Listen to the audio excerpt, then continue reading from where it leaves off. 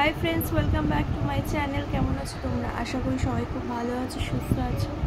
আমি মোটামুটি আছি। ঠান্ডা গরমে যা হয়েছে অবস্থা জানোই আমার আর জয়দীপের। তো আজকে ব্লগটা খুব ইন্টারেস্টিং হতে চলেছে। আজকে হচ্ছে জামাই ষষ্ঠী।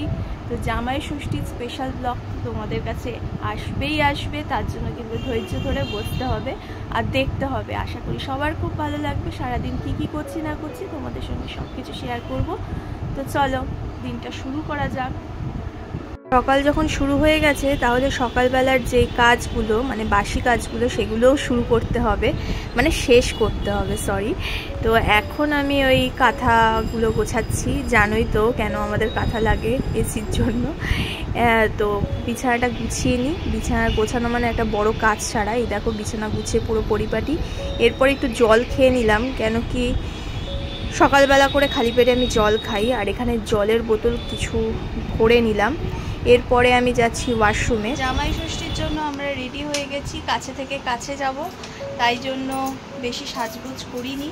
একটু দেখাও জয়দীপ তোমার লুকটা। ও শরীর ভীষণ খারাপ লাগছে, তাই জন্য এনার্জি একদম নেই। আর এই দেখো আমি এইটাই পরেছি, গেঞ্জিটা। তো চলো এবার আমি আর জয়দীপ যাব বাবার বাড়িতে জামাই ষষ্ঠী পালন করতে। আর কিছু কেনাকাটিরও আছে, যেগুলো নিয়ম আর কি, সেইগুলো একটু কেনাকাটি করব। এখানে দেখো প্রথমেই দেখিয়ে দিচ্ছি আম, আর তারপরে তালের শাঁস, যেটা আমার প্রচণ্ড প্রিয়। তোমাদের কাদের কাদের প্রিয় সেটা আমায় জানিও কমেন্টের মাধ্যমে। এখানটায় তালের শাঁসের জন্য অনেকক্ষণ দাঁড়িয়েছিলাম আর টাক পুরো গরম হয়ে গেছে। পাশেই দেখলাম আরেকটা ফলের দোকান, আর এখানে তরমুজ বিক্রি করছিল, লিচু, অনেক রকমের ফল ছিল। তো এখান থেকে কিছু ফল নেব, তার জন্য দাঁড়িয়েছি। ফলের বাজার শেষ হয়ে যাওয়ার পরেই তারপর চলে এসেছি মিষ্টির দোকানে। জামাই ষষ্ঠীতে মিষ্টি নেওয়া হবে না এটা কখনো হতেই পারে না, তাই জন্য জামাই কিন্তু মিষ্টি নিয়ে নিল শ্বশুরবাড়ির জন্য। আর এবার রওনা দেওয়া হলো বাড়ির পথে, মানে আমার বাবার বাড়ির পথে। তো চলো তাড়াতাড়ি যাই, খিদেও পেয়েছে। সকালে ব্রেকফাস্ট থেকে পুরো শুরু করতে হবে, তাই জন্য তাড়াতাড়ি করছি। তো চলে এসেছি, দেখো তোমাদের সঙ্গে গল্প করতে করতে চলে আসলাম বাড়ির সামনে। এই দেখো এবার পার্কিংটা করে নিই। ও বাড়িতে ঢুকেই দেখছি যে বাবা আবার ক্লাস করাচ্ছে। আজকে যেহেতু সানডে, বাবার ড্রয়িং ক্লাস থাকে। আর এখানটায় দেখো ছোট ছোট কত সদস্যরা বাবার কাছে ড্রয়িং শিখছে। জামাই ষষ্ঠীর প্রিপারেশন। তুই কি কোনো হেল্প করেছিস? মাকে জিজ্ঞাসা কর। হেল্প করেছো? চাটনি হয়ে গেছে। ঠিক আছে, মেনুগুলো এখন শুনতে চাই না, মেনুগুলো পরে। কেন এখন কিছু না। আচ্ছা, আমিও কিছু জিনিস নিয়ে এসেছি, সেগুলো একটুখানি দেখাই। রসগোল্লাটা আমরা যে কজন আমরা সেরকমই নিয়ে এসেছি, কেন কি আমাদের তো আর বেশি বেশি করে নিয়ে আসলে চলবে। সবারই সুগার প্রেশার। এখানটা একটা বড় তবলা নিয়েছি। তরমুজ মেয়ে নিয়ে এসেছে ষষ্ঠীর দিন। বাবা এরা ভীষণ দাঁড়ানা, সবাই মিলে খাবো, খুব আনন্দ। আর এ হচ্ছে তালের শাঁস। এটা তো লিচুর সাইজের তালের শাঁস। লিচু ভেবে খেও, লিচুর প্রচুর দাম, আনতে পারিনি। আর তালের শাঁসও নিয়ে এসছে, সামার ফুড, খেতেও ভালো লাগে। সাথে ম্যাঙ্গো নিয়ে এসছে, হিমসাগর আর ল্যাংড়া দুটোই মিক্সড করা। আর আমাদের কাছে এবার হয়নি বলে এখানে দুটো কলা আছে, দুটো কলা আছে, কিছু মনে করো না, দুটোই কলা। আর এখানটা মুসম্বি লেবু। এটা নিঘাত বাড়ি থেকে এনেছে, এগুলো বাড়িতেই ছিল। আর এইটা আমার জন্য নিয়ে এসছে, হ্যাঁ, টক দই। আমার এখন খুব ভালো লাগে। আর এটা চাপ, টক দই। এটা দোকানের টক দই। কোন জায়গার কোন মিষ্টি?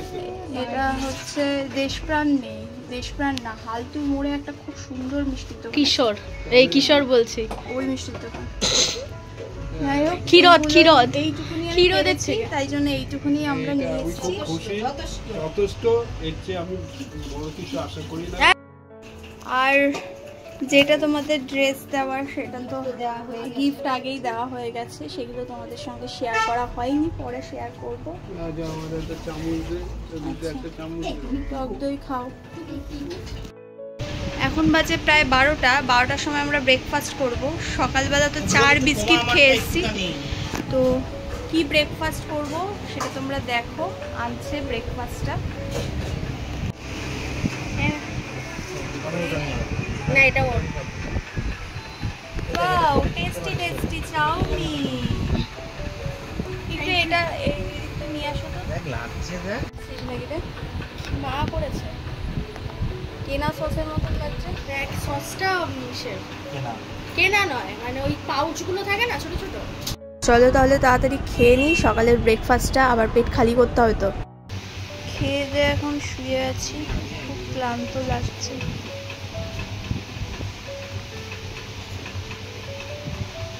সকালে ব্রেকফাস্ট করে সবাই ল্যাদ খাচ্ছে আর ফোন নিয়ে বিজি। দেখো দুজনে ফোন নিয়েই বিজি। এরপরেই চলে আসো তালের শ্বাস। তালের শ্বাস অনেকগুলোই ছিল, এখানে দুখানা বেঁচে আছে বোনের জন্য, ও খাবে। গরমা গরম রসগোল্লা। কখন দিয়েছিস? 20 সেকেন্ড।